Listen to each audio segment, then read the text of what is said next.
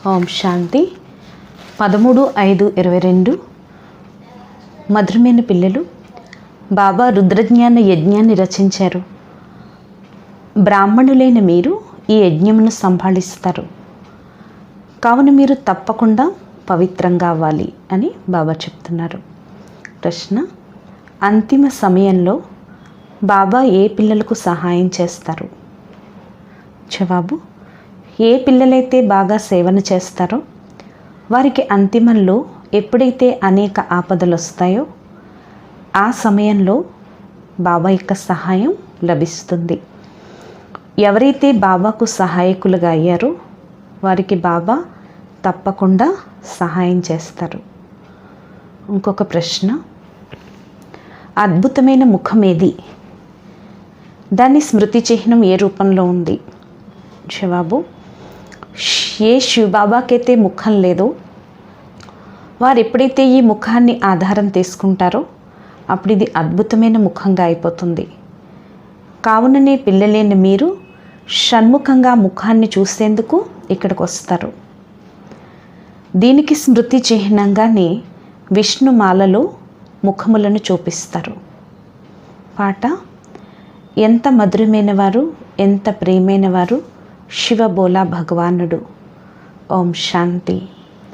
నేను ఒకేసారి 5000 సంవత్సరాల తర్వాత పిల్లల ముఖాన్ని చూస్తాను అని అనంతమైన తండ్రి చెప్తున్నారు. తండ్రికి తమ ముఖమైతే లేదు. శివ్ బాబా కూడా పురాతన శరీరాన్ని అద్దెకి తీసుకుంటారు. కావున మీరు బాప్దాదాల ఇరువురి ముఖాన్ని చూస్తారు. కావుననే బాప్దాదాల ప్రియ స్మృతులను స్వీకరించండి అని అంటారు.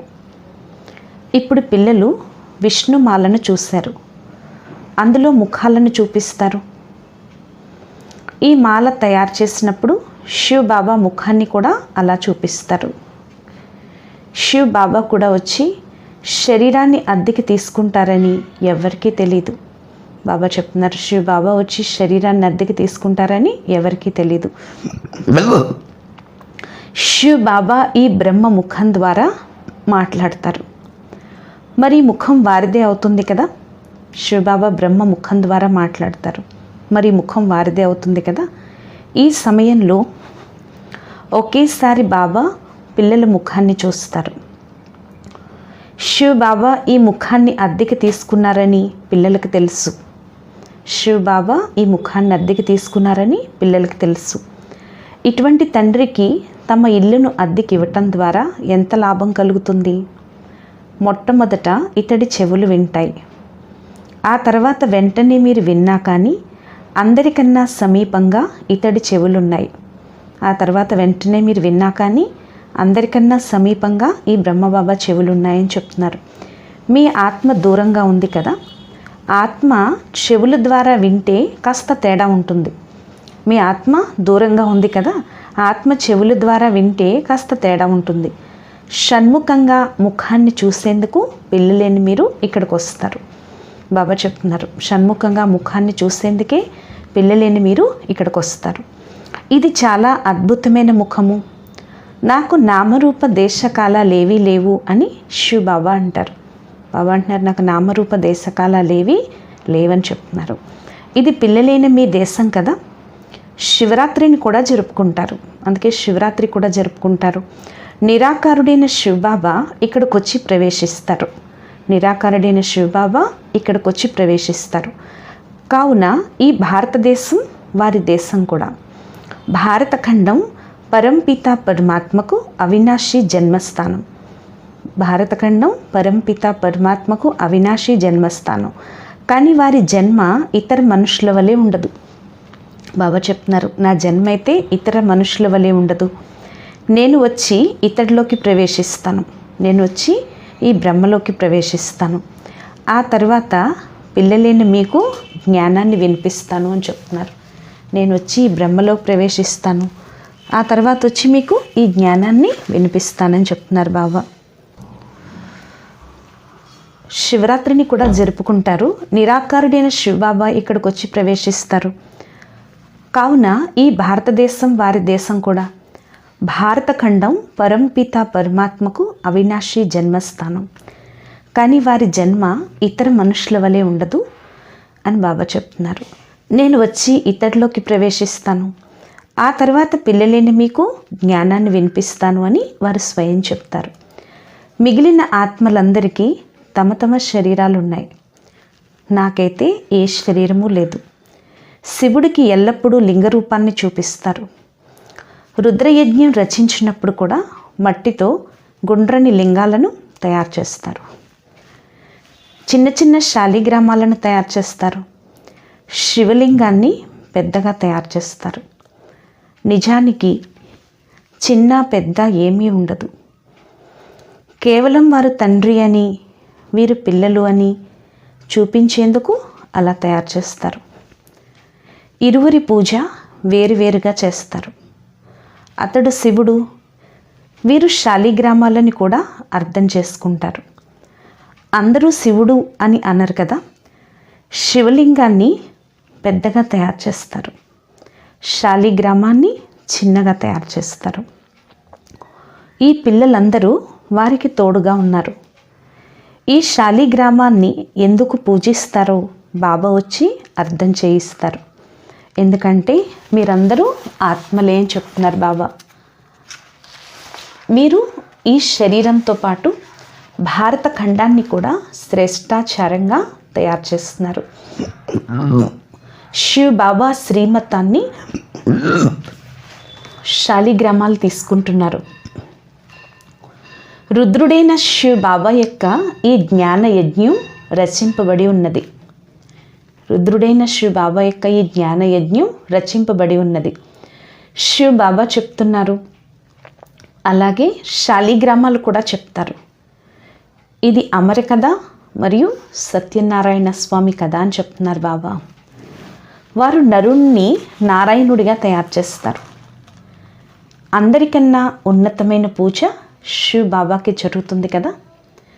ఆత్మ ఏమంత పెద్దగా ఉండదు, ఆత్మ అయితే మరీ పెద్దగా ఉండదు, అతి చిన్నని బిందువులా ఉంటుంది.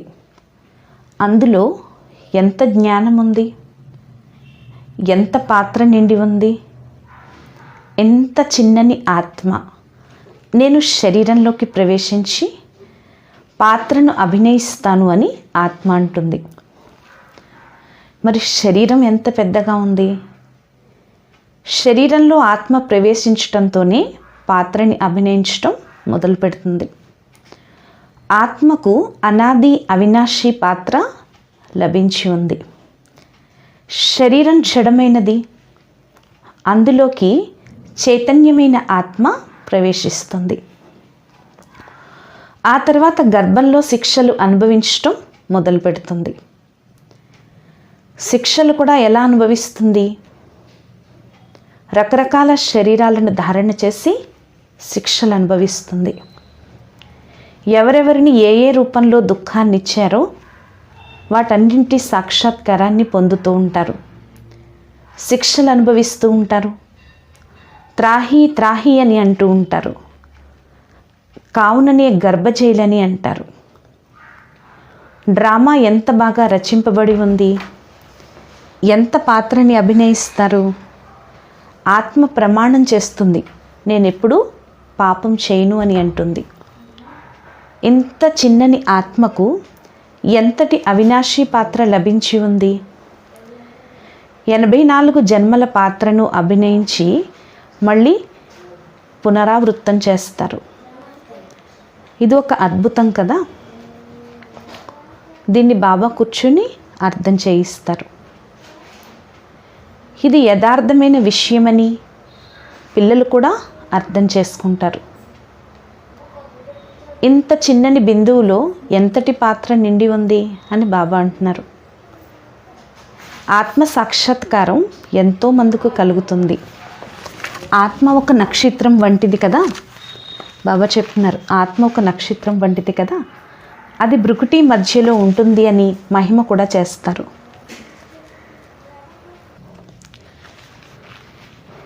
ఆత్మ సాక్షాత్కారం ఎంతో మందికి కలుగుతుంది. ఆత్మ ఒక నక్షత్రం వంటిది, అది భృకుటి మధ్యలో ఉంటుంది అని కూడా గానం చేస్తారు. ఆత్మ ఎంతటి పాత్రని అభినయిస్తుంది? దీనిని ప్రకృతి సిద్ధమైనది అని అంటారు.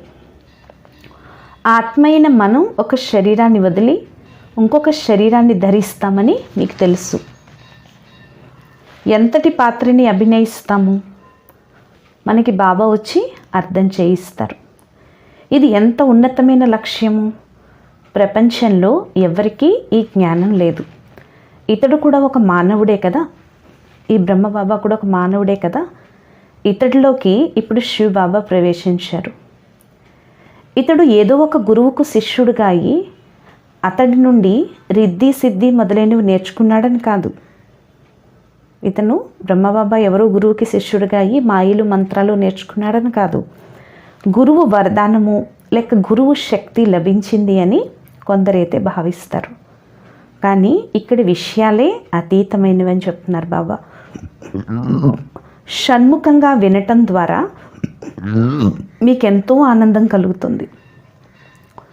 బాబా మనకు షణ్ముఖంగా అర్థం చేయిస్తున్నారని మీకు తెలుసు. మన ఆత్మ ఏ విధంగా చిన్ననిదో అలాగే బాబా కూడా అంతే చిన్ననివారు. వారిని పరంపిత పరమాత్మ అని అంటారు. పరమ అనగా ఉన్నతోన్నతమైన వారు. వారు అన్నిటికన్నా అతీతంగా ఉన్న ఆ పరంధామంలో ఉంటారు.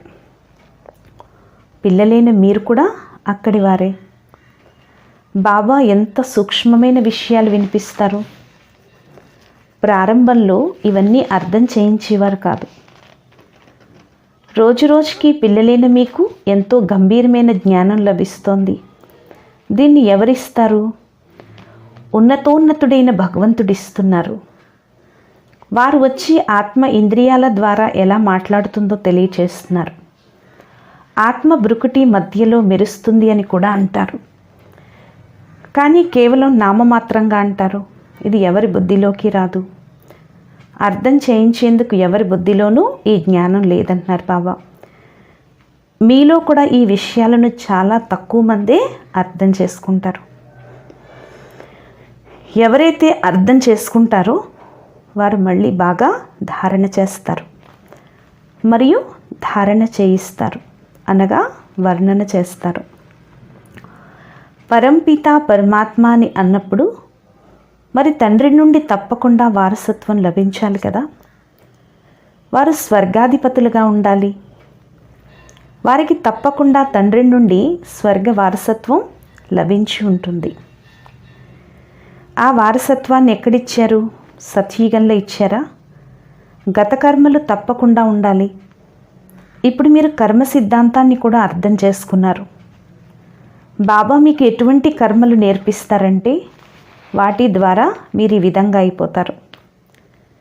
మీరు బ్రహ్మ ముఖ వంశావళిగా అయినప్పుడు శివ్ బాబా బ్రహ్మ ముఖం ద్వారా మీకు ఈ జ్ఞానాన్ని వినిపిస్తారు. రాత్రికి పగలకి ఉన్నంత తేడా ఉంది. ఎంతో ఘోర అంధకారం ఏర్పడిందంటున్నారు బాబా. వారికి ప్రకాశం లభించేందుకు తండ్రిని గుర్చే తెలీదు. నటులమైన మనము ఈ కర్మక్షేత్రంలో పాత్రని అభినయించేందుకు వచ్చామని అంటారు. కానీ తాము ఎవరు? తమ తండ్రి ఎవరు? ఈ సృష్టి చక్రం ఎలా తిరుగుతుంది అన్నది ఏమాత్రమూ వారికి తెలియదు. అహిల్యలు గణికలు ఎవరైతే ఉన్నారో వారిని వచ్చి చదివిస్తారు అన్న మహిమ కూడా ఉంది. ప్రదర్శనలో చాలా గొప్ప గొప్ప వ్యక్తులు కూడా వస్తారు. కానీ వారి భాగ్యంలో అయితే లేదని చెప్తున్నారు బాబా. ప్రదర్శనలు పెట్టినప్పుడు గొప్ప గొప్ప వ్యక్తులు వస్తారు, కానీ వారి భాగ్యంలో లేదు. బాబా పేదల పాలిటి పెన్నిది.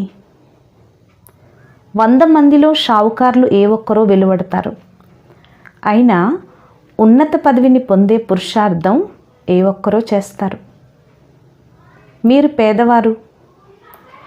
మాతల వద్ద ధనము మొదలైనవి ఏమంతగా ఉండవు. మరి కన్యలకు ఎక్కడి నుండి వస్తుంది?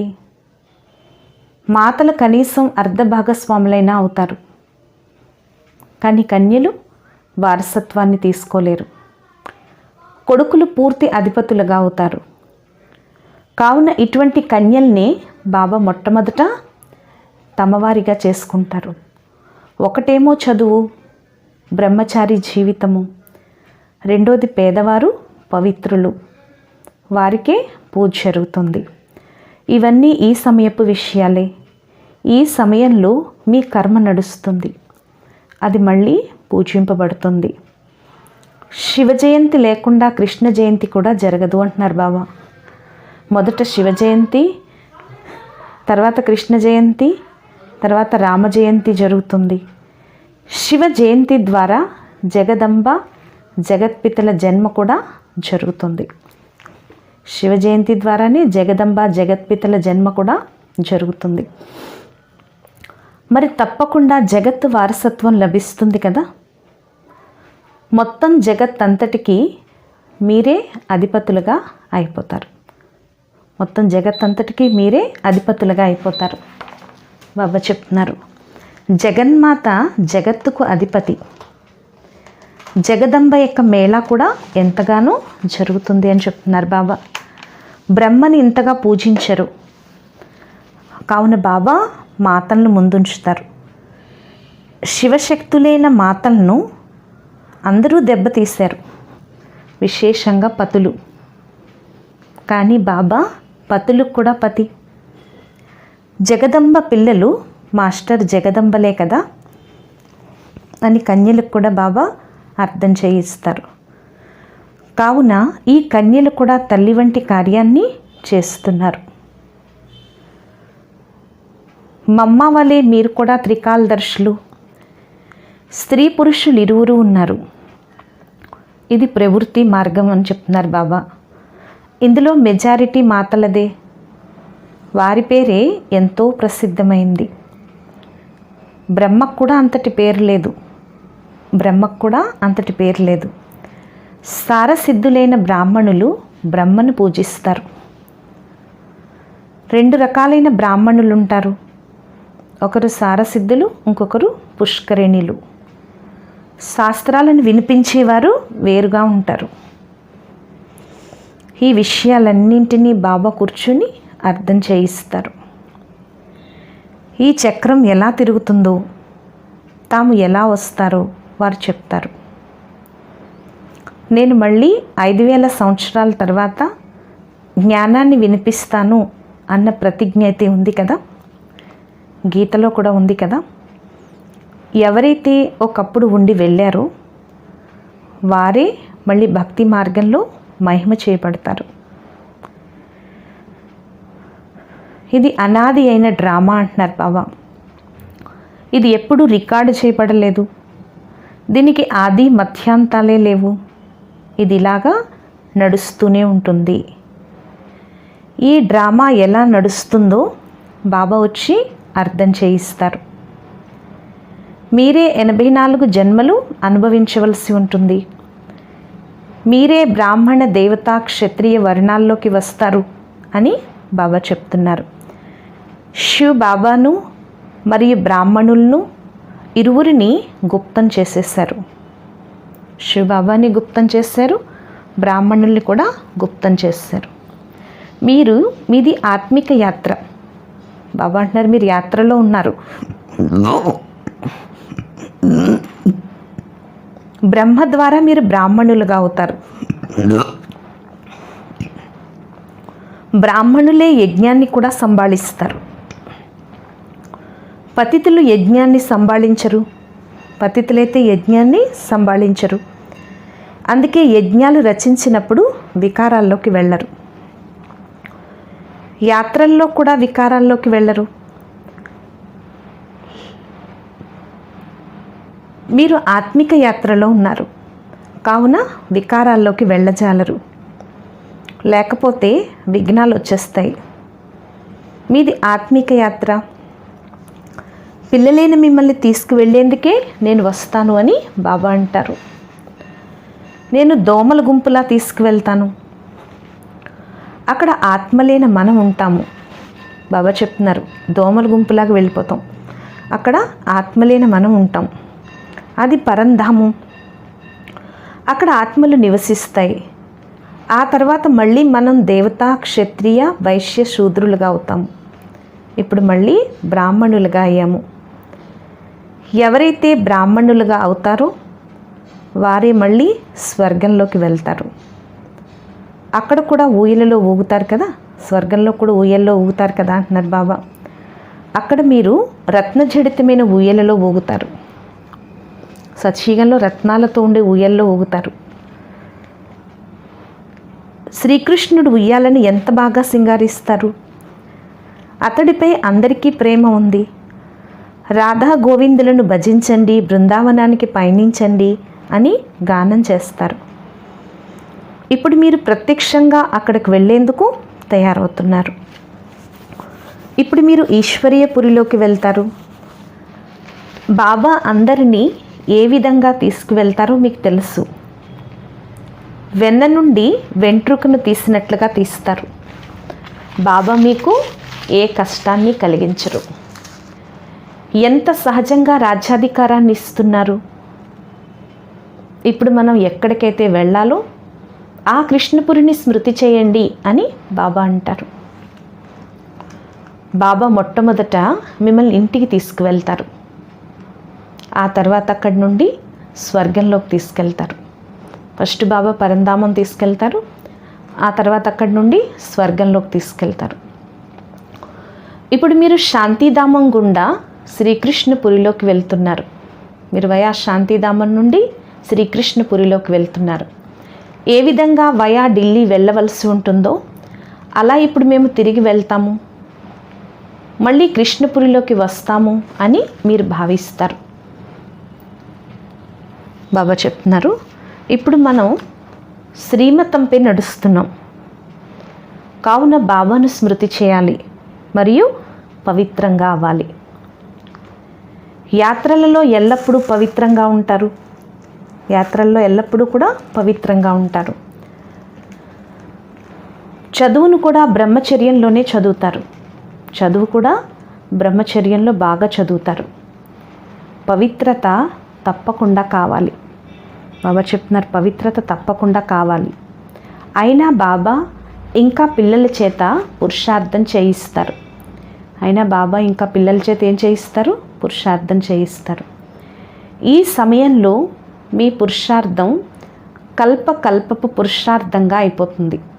ఈ సమయంలో మీరు ఏదైతే పురుషార్థం చేశారో ఇదే కల్పం పురుషార్థం అయిపోతుంది అంటున్నారు బాబా. పురుషార్థం తప్పకుండా చేయాలి కదా, మరి పురుషార్థం అయితే తప్పకుండా చేయాలి కదా అంటున్నారు బాబా. ఇది చాలా పెద్ద స్కూలు, దీనికన్నా పెద్ద స్కూల్ ఎక్కడా లేదు కదా. కావున తప్పకుండా చదవాలి కదా. భగవంతుడే స్వయంగా చదివిస్తున్నారు. ఇక్కడ మనల్ని చదివించేది ఎవరు? స్వయంగా భగవంతుడు చదివిస్తున్నారు. కావున ఈ చదువు ఒక్కరోజు కూడా మిస్ అవ్వకూడదు అని చెప్తున్నారు బాబా. బాబా చెప్తున్నారు, ఇది చాలా విలువైన చదువు. ఈ బాబా ఎప్పుడూ మిస్ అవ్వరు, ఈ బ్రహ్మబాబా ఎప్పుడూ మిస్ అవ్వరు. ఇక్కడ పిల్లలైన మీరు షణ్ముఖంగా ఖజానాలతో ఝోలిని నింపుకోగలరు. ఇక్కడ పిల్లలైన మనం కూడా ఏం చేయాలి? షణ్ముఖంగా ఖజానాలతో ఝోలిని నింపుకోవాలి. ఎంతగా చదువుతారో అంతగా నష పెరుగుతుంది. ఎంత బాగా ఈ చదువును చదువుకుంటే అంత నష పెరుగుతుంది. ఏ బంధనము లేకపోతే నిలువగలరు. బాబా అంటున్నారు, ఇందులో బంధనాలు ఏమీ లేకపోతే నిలబడగలరు. కానీ మాయ ఎటువంటిదంటే బంధనలో బంధింపచేస్తుంది. కానీ మాయ ఎలాంటిదంటే ఏం చేస్తుంది? బంధనాల్లో మన్ని బంధించేస్తుంది. ఇంటి నుండి అనుమతి లభించని వారు కూడా చాలామంది ఉంటారు. ఇంట్లో కొంతమంది పర్మిషన్ ఇవ్వరు, అలాంటి వాళ్ళు కూడా చాలామంది ఉంటారు. పూర్తిగా రిఫ్రెష్ అయ్యి వెళ్ళండి అని బాబా అంటారు. బాబా అయితే ఏమంటారు? పూర్తిగా రిఫ్రెష్ అయ్యి వెళ్ళండి. కానీ బయటకు వెళ్ళటంతో అంతటి నష మళ్ళీ ఉండదు. ఇక్కడ ఉన్నంతసేపు ఉంటుంది, కానీ బయటకు వెళ్తే మళ్ళీ ఆ నష ఉండదు. కొంతమందికి కేవలం మురళి చదవటం ద్వారా కూడా ఎంతో నష ఎక్కుతుంది. కొంతమందికి మురళి చదివితే చాలు నష ఎక్కుతుంది. ఎన్నో ఆపదలు రానున్నాయి. కానీ ఎవరైతే సహాయకులుగా అవుతారో, బాగా సేవను చేస్తారో వారికే అంతిమంలో సహయోగం కూడా లభిస్తుంది. కానీ ఎవరైతే బాబాకి సహాయకులు అవుతారో, ఎవరైతే బాగా సేవ చేస్తారో వారికే అంతిమంలో బాబా యొక్క సహయోగం కూడా లభిస్తుంది. అచ్చా, మధురాతి మధురమైన ఆత్మీక పిల్లలకు మాతాపిత బాప్దాదాల ప్రియ స్మృతులు మరియు గుడ్ మార్నింగ్. ఆత్మీక పిల్లలకు ఆత్మీక తండ్రి యొక్క నమస్తే. మధురాతి మధురమైన ఆత్మీక తండ్రికి ఆత్మీక పిల్లల యొక్క ప్రియ స్మృతులు. గుడ్ మార్నింగ్ మరియు నమస్తే నమస్తే నమస్తే. ధారణ కొరకు ముఖ్య సారం. ఫస్ట్ పాయింట్, ఈ చదువు చాలా విలువైనది. స్వయం భగవంతుడే రోజు చదివిస్తున్నారు కావున ఒక్కరోజు కూడా క్లాసును మిస్ కాకూడదు. జ్ఞాన ఖజానాతో ప్రతిరోజు మీ జోలిని నింపుకోవాలి. రెండో పాయింట్, ఇది చదువుకునే సమయం. యాత్రపై నడుస్తున్నాము. రుద్ర జ్ఞాన యజ్ఞాన్ని సంభాళించాలి కావున తప్పకుండా పవిత్రంగా అవ్వాలి. ఏ వికారానికి వశమయ్యి విఘ్నాలను కలిగించకూడదు అంటున్నారు బాబా. వరదానము, భాగ్య విధాత అయిన తండ్రి ద్వారా భాగ్యాన్ని పెంచే మరియు పంచే అదృష్టవంతులుగా అవ్వండి. భాగ్య విధాత అయిన తండ్రి ద్వారా భాగ్యాన్ని పంచే మరియు పెంచే అదృష్టవంతులుగా అవ్వండి. అన్నిటికంటే పెద్ద అదృష్టం భాగ్య విధాత అయిన తండ్రి తనవారిగా తయారు చేసుకున్నారు. అన్నిటికన్నా పెద్ద అదృష్టం ఏంటి? భాగ్య విధాత అయిన తండ్రి మనల్ని తనవారిగా తయారు చేసుకున్నారు. భగవంతుడి క్షణకాలపు దర్శనం కోసం ప్రపంచం వారు తప్పిస్తున్నారు. భగవంతుడి యొక్క ఒక్క సెకండ్ దృష్టి కోసం ప్రపంచంలో ఆత్మలు తప్పిస్తున్నారు. కానీ మీరైతే సదా బాబా యొక్క నయనాలలో ఇమిడిపోయి ఉన్నారు కదా. దీనినే అదృష్టం అంటారు. దీనికన్నా అదృష్టం ఇంకేదైనా ఉందా? భాగ్యము మీ వారసత్వం అయిపోయింది. భగవంతుడు మనవాడయ్యాడు, భాగ్యం మన వారసత్వం అయిపోయింది. మొత్తం కల్పంలో ఇటువంటి భాగ్యం ఇప్పుడే లభిస్తుంది. మొత్తం కల్పంలో ఇటువంటి భాగ్యం అయితే ఇప్పుడే లభిస్తుంది అంటున్నారు బాబా. కావున భాగ్యాన్ని పెంచుకుంటూ వెళ్ళండి. అందుకే ఏం చేయండి? భాగ్యాన్ని అలా పెంచుకుంటూ వెళ్ళండి. పెంచుకునేందుకు సాధనం పంచటం. పెంచాలంటే ఏం చేయండి? పంచండి. ఎంతగా ఇతరులకు పంచుతారో అనగా భాగ్యవంతులుగా తయారు చేస్తారో అంతగా భాగ్యం పెరుగుతూ ఉంటుంది. ఎంతగా ఇతరులకు పంచుతారో భాగ్యవంతులుగా తయారు చేస్తారో అంతగా భాగ్యం కూడా ఏమవుతుందంటున్నారు బాబా? పెరుగుతూ పోతుంది. స్లోగన్ను, నిర్విఘ్న మరియు ఏకీరస స్థితిని అనుభవం చేయాలి అనుకుంటే ఏకాగ్రత యొక్క అభ్యాసాన్ని పెంచండి. నిర్విఘ్న స్థితి, ఏకీరస స్థితి, ఈ రెండు స్థితులు మనం అనుభవం చేసుకోవాలి అనుకుంటే బాబా ఏం చెప్తున్నారు? ఏకాగ్రత యొక్క అభ్యాసాన్ని పెంచండి. నిర్విఘ్నంగా అవ్వాలన్నా, ఏకీరస స్థితిని అనుభవం చేసుకోవాలన్నా రోజు కూడా ఏం చేయండి? ఏకాంతవాసులైపోండి. ఏకాగ్రత యొక్క అభ్యాసాన్ని పెంచుకుంటూ ముందుకు వెళ్ళిపోండి అని చెప్తున్నారు బాబా. ఈరోజు స్వమానము, నేను మాస్టర్ భాగ్య విధాతను. నేను మాస్టర్ భాగ్య విధాతను అనుకోండి. అచ్చా. ఓం శాంతి.